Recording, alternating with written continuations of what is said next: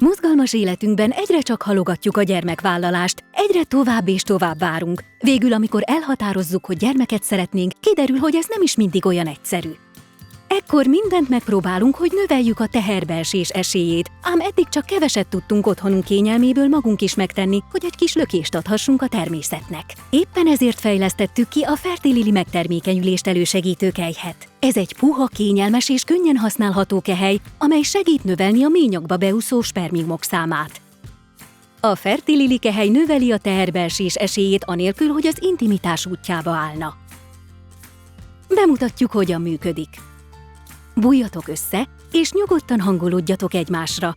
A kehely használatakor a romantika és a szenvedély az első. Miután a pároddal végeztetek, fordítsd ki a kelyhet, hogy megkönnyítsd a felhelyezést. Nyomd ujjaiddal a kelyhet, és vele együtt a spermiumokat a ményak felé. Óvatosan húzd meg a kehely szárát, hogy a kehely visszanyerje eredeti alakját, és olyan helyzetbe kerüljön, hogy a spermiumok a ményaknál maradjanak.